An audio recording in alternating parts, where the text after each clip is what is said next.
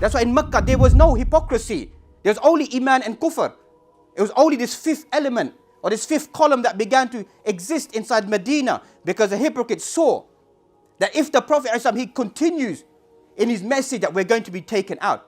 That's why many ulama said that these ayat, these 11 ayat sent inside Medina at the time of Bani al-Mustaliq, the Ghazwa, this warfare that took place against this tribe, and the well of al-Murisay, this well that you find whereby the companions, they got together to drink some water. And you find that and a dispute began to take place between Al-Ansar wal Muhajirun.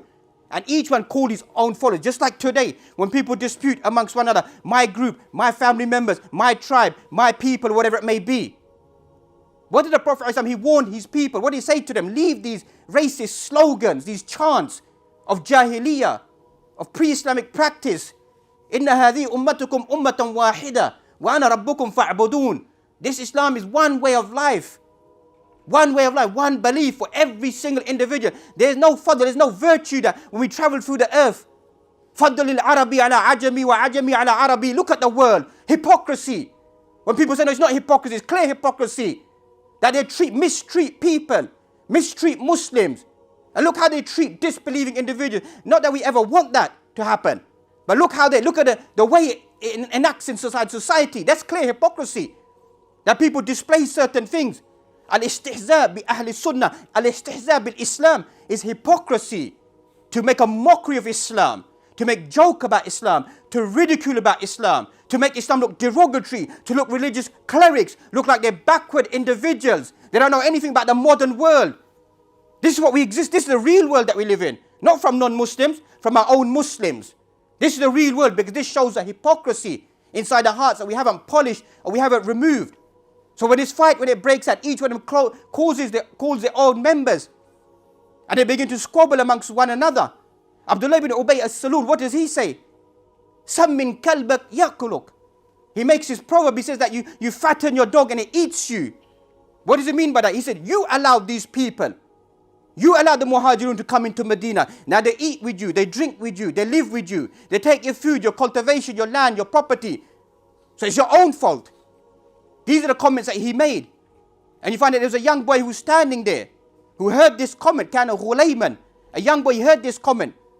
And he went back and he rushed back to the Prophet ﷺ. وَكَانَ Umar قَائِمًا. Umar was standing there.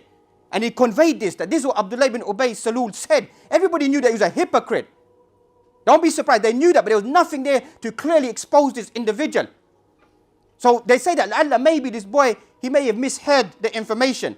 So when they call Abdullah ibn Ubay Salul, he comes to the Prophet ﷺ giving his excuses, weeping, crocodile tears. I never said anything of the sort. Maybe the young boy heard it incorrectly. So the Prophet gives him the excuse. And what does Allah subhanahu wa ta'ala send down these ayat?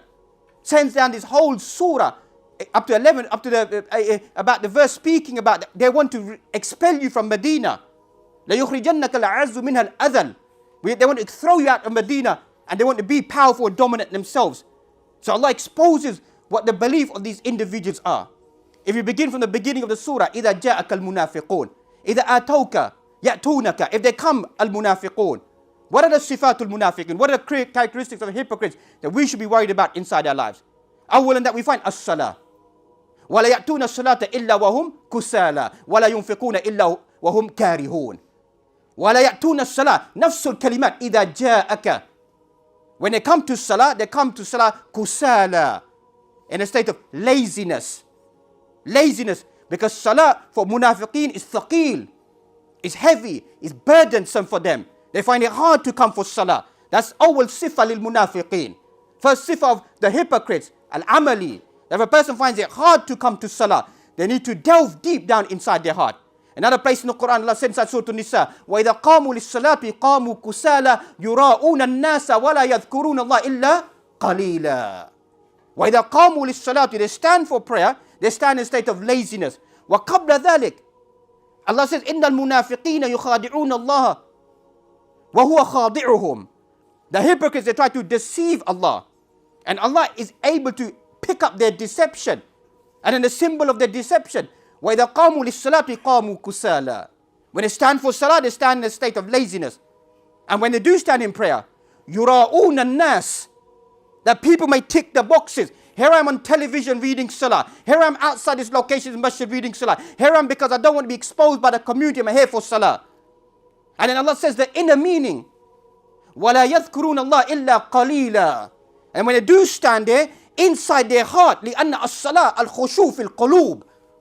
As-salah is inside the hearts. حَظُّ الصَّلَاةِ لِرَجُلِ. Your share of your salah is what is inside your hearts. Person gains a full reward. All of us, we stand equally inside salah. What excels one individual to another individual? It's inside the heart. The devotion, the commitment inside the heart of the individual, it excels their reward. So when they stand inside prayer, وَلَا يَذْكُرُونَ اللَّهَ إِلَّا قَلِيلًا. They only remember Allah subhanahu wa ta'ala a minute amount. Minute amount. Then Allah speaks about these individuals. مُذَبْذَبِينَ بَيْنَ ذَلِكَ وَلَا لَا إِلَىٰ هَؤُلَاءِ وَلَا إِلَىٰ هَؤُلَاءِ. Mudhabdhabeen, they're here. When they come inside the masjid, they're with the Muslims. When they go outside, they're with the people, with their friends outside with them. Neither here, neither there. Or over here or over there. That's what happens. Their iman begins to waver all over the place. Because why? They don't understand the essence of as-salah. They don't understand as-salah. Inna as-salata tanha anil fahsha'i wal munkar. Wala dhikru Allahi akbar. Wallahu ya'lamu ma tasna'un. Inna as-salata tanha anil fahsha'i wal munkar. The impact of salah inside a person's life. What's the impact of salah? This is as-sila baynaka wa bayn Allah. This is your relationship between, your bond between yourself and Allah subhanahu wa ta'ala. You're speaking to Allah on a daily basis. Shaykh Sa'd bin Taymiyyah kana yaqul, if you want to speak to Allah, then stand inside salah. You want Allah to speak to you, taqra al-Qur'an. Read the Qur'an. Read the Qur'an. If you want Allah subhanahu wa ta'ala to speak to you, that's when you read the Qur'an, you should always be pondering inside your life, thinking, these ayat are applying to me. Please like, share and subscribe to the Digital Member YouTube channel and hit the notification bell. Please also like, share and subscribe to our Facebook and Twitter. Links in the description of this video.